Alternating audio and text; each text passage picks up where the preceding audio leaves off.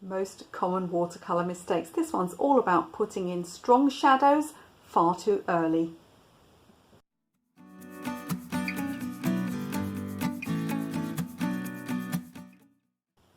Welcome back to my channel. If we haven't met before, my name is Michelle. If you're looking to improve your watercolor and mixed media painting and your drawing skills, and you'd also like a little bit of art business and social media and online selling training, do consider subscribing to the channel. It's free, and if you click the little bell notification, you'll get notified every time I have a new video for you. So in this video, I'm going to explain what I mean by putting your strong shadows in last, how this may differ between watercolor and other mediums, and also how it may be affected by your own personal painting style. I'm going to give you 3 reasons why you should always leave your strong shadows until last in your watercolor paintings. And finally, I'm going to give you a practical demonstration. So I'm actually going to get a painting that I'm working on at the moment and pop the shadows in so you can see how it's done. So let's be clear the type of shadows I'm talking about here. I'm not talking about every tiny dark area in your painting. It's fine to put those in as you go along. If you're painting a tree and there's lots of little dark bits in the foliage, sure, you might want to add some extra darks at the end, but most of it's going to have to be done as you go along. I'm talking about those strong shadows that you get on sunny days that are thrown across hard objects. For instance, the shadow of a tree on a building or a lamppost across a pathway. I'm talking about those shadows. Now, this may be completely contrary to the way that you've worked previously. If you have previously done, shall we say, charcoal drawing or oil painting or soft pastels, you're going to have been taught perhaps to map out lights and darks from the beginning, and that's not wrong at all. It's not a bad way of working. It's the most logical and it's the easiest way to work. So why am I telling you to do it differently for watercolor? Because watercolor's flipping difficult, and you can't always do the most logical thing because every layer affects what you've already put on the painting, and sometimes things just have to be left to the end. So a quick word as well about painting style. Now, I'm telling you not to put your shadows in until the end. Some of you may find that this works for you. So nothing I tell you on this channel is ever an absolute. There are no absolute rules when it comes to art. And if you are somebody that paints in a very loose style and you paint with very transparent colours and you literally just, make marks, place them on and then leave them alone, and you're a very experienced painter, it may be possible for you to put those darks in early on. I have seen some very good teachers and some very good YouTubers manage to do this. However, if you're a beginner or if you want to paint in a style that is more based in realism and is more complex and has more layers, then you're going to find that you get into all sorts of troubles if you put those darks in your painting too early on. So the first reason you should leave your strong shadows until the end of the painting is to do with colour. So it's always good if you can work in a limited palette. Now, I don't mean that you should only ever use 5 colours or anything like that, but just that you shouldn't just randomly be chucking more and more colours into your paintings. Now, working in a limited palette should be chosen by the subject. So in other words, if you were doing a sunset landscape, you might only need 3 colours. If you were doing a garden painting with loads of different coloured flowers, then you might need 20 colours. It's still, to an extent, working in a limited palette, in that you're only bringing in extra colours as you need them. Now, it's a really good idea to have your shadows mixed from colours that you're already using. Now, this is difficult to do if you've only just started the painting because you haven't chosen your full range of colours, or certainly you haven't used your full range of colours yet. So by waiting until later on in the painting, you can choose then to mix your shadow colours from colours that you've already used, and this gives a very harmonious look to the painting. If you try and put them on early on in the painting, it's likely that you're just going to reach for black or Payne's grey or something like that, and you end up with them looking very very harsh and discordant. Reason number 2 for leaving your shadows until the end is so that you get a nice cleanliness to them, so they're nice and crisp, and they're not sort of smudged, and they haven't got wiggly edges where you don't want them. So you have to consider the surface that you're painting on, and I don't mean the paper that you're using. I mean, for example, if you are painting a concrete path and you have a strong shadow that goes across it and you throw this strong shadow in early on, chances are you're going to find you need to make more adjustments to that path later on. Perhaps it's not as dark as you thought it needed to be. Perhaps you wanted to paint some little flagstones on it or some stones. And when you're messing around with this, you're going to be interfering with that layer that's gone on above, that shadow layer. The other reason is that you're not going to be able to sort of judge if you've got it quite right. So you may put a shadow down there and think, oh, actually I need that to be a bit stronger or a bit of a different colour. And what's going to happen is you're going to go over that shadow multiple times. Now, going over the shadow multiple times, combined with perhaps trying to mess around with the things that you know, that the shadow is painted on, and you're going to end up with a big old scruffy mess and multiple edge lines, and it's not going to look very clean or very realistic. So the final and probably the most important reason for leaving your dark shadows until the end of your picture is that until you've got a full range of tones in your picture, you simply can't judge how dark they're supposed to be.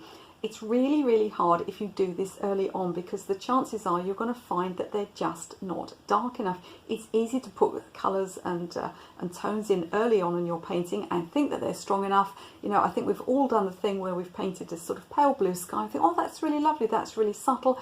And by the time you get to the end of the painting, you've got all your darks in, you wish you'd done your sky much stronger because it barely shows at all. It's exactly the same with these strong shadows. It's a really fine balance to get them really strong, really dark, full of drama, but not go too over the top and go too far with them.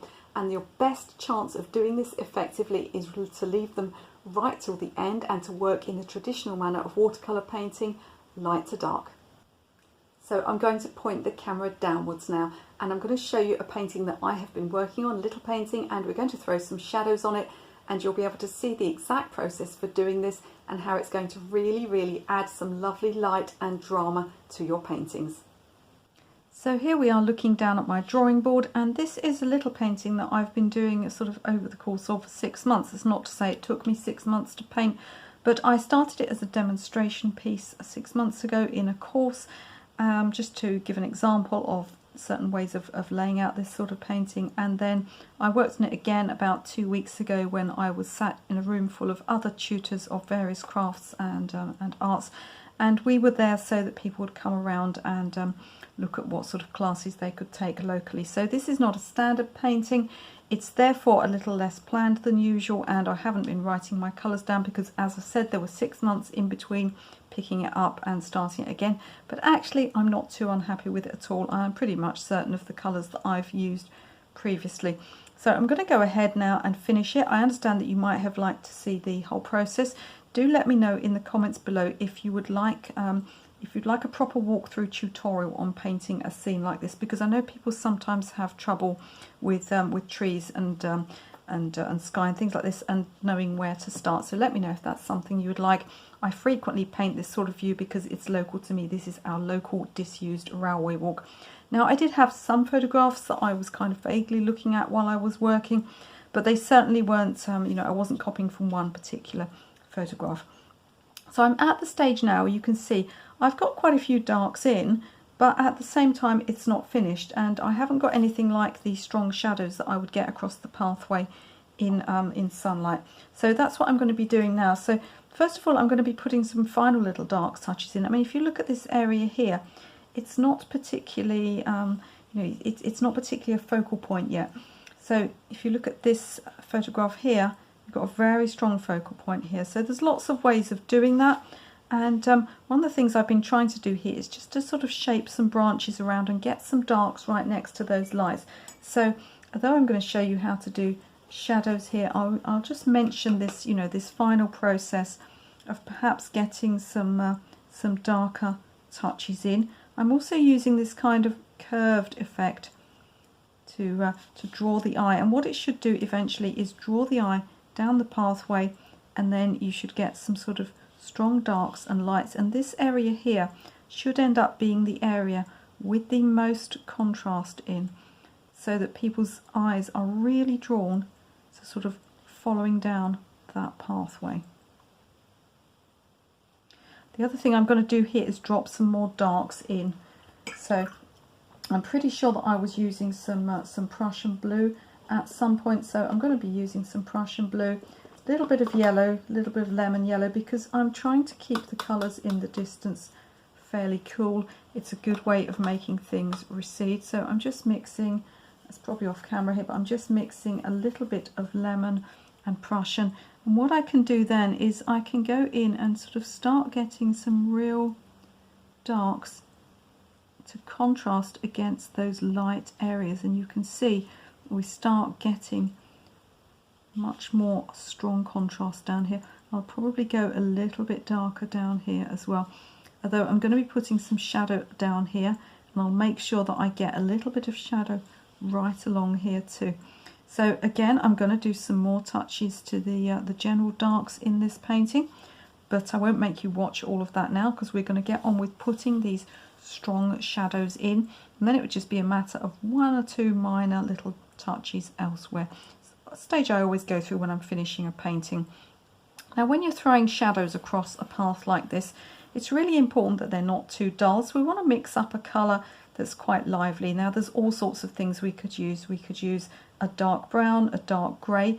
Lilac, I have found, or something with a little bit of purple in, tends to work incredibly well because it throws off against this sort of the yellows and the fresh greens in the painting. So I think that's what we'll do here, and I'll mix up from some of the colours I've used already.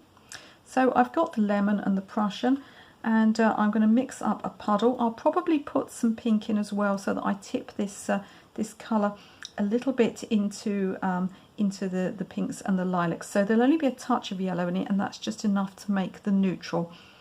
If you're thinking, what on earth are you talking about? I don't know how to mix any of these colours. I suggest you go and look at my primary colours video, which will explain how you can mix neutrals from any three primary colours. So I'll put a link to it up above, and do have a look at that one after this one. Now, what I should say here is it's really important that I mix enough paint.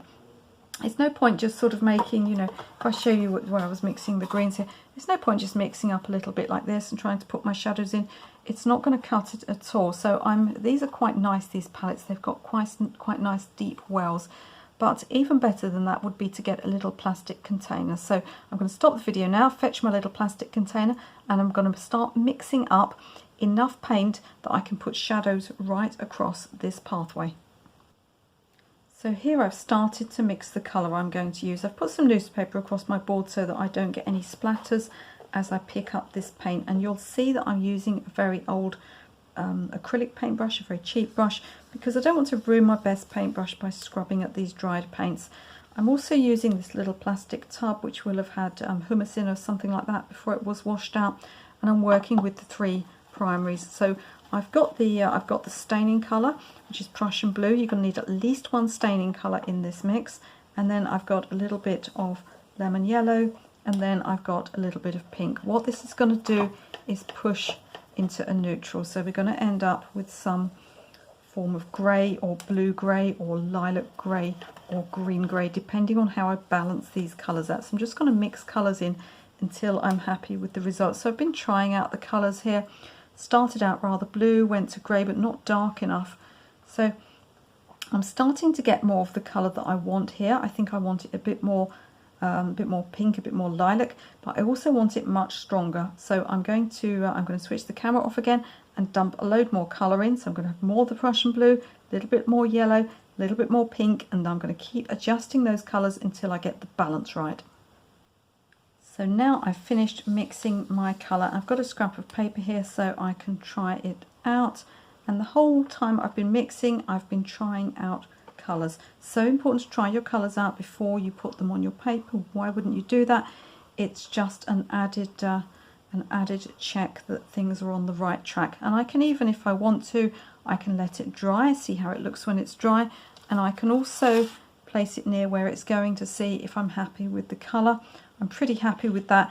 It's not so dark that it'll be you know, completely out of place, but it's dark enough that it'll give me some nice strong shadows. Now, although I said you should not keep going into shadows, it is of course possible. You know, it's not the end of the world. If I put this in, it's not quite dark enough, I can, if I'm very, very careful, let it dry, put another layer on top. So what I'm going to do now is I'm going to change away from this scruffy brush that I've been mixing with and back to my proper brush, and then I'm going to start applying the shadows onto the pathway. So I'm all ready to go. I've got my my proper artist brush. On most paintings I would use a much bigger brush than this one. I would use one like this, but this is a very, very small painting, so I'm going to need to use a small brush, at least for this top bit here. I may change to a bigger brush as I come towards the front. That's why that one's handy. I've also got some paper towel in so that I can dry my brush if I need to. and I've got my little pot of paint. I'm going to keep stirring, so I don't want this pigment to separate, which it will do if there's any granulating pigments in there. I want to make sure that the colour is even as I apply it. And I'm quite simply going to start applying at the top. Now, the way that I move the brush is quite important. There's often a curve to pathways in one way or another, and we've got this kind of this flat linear look. So I'm going to keep my brush strokes horizontal and I'm going to curve them slightly.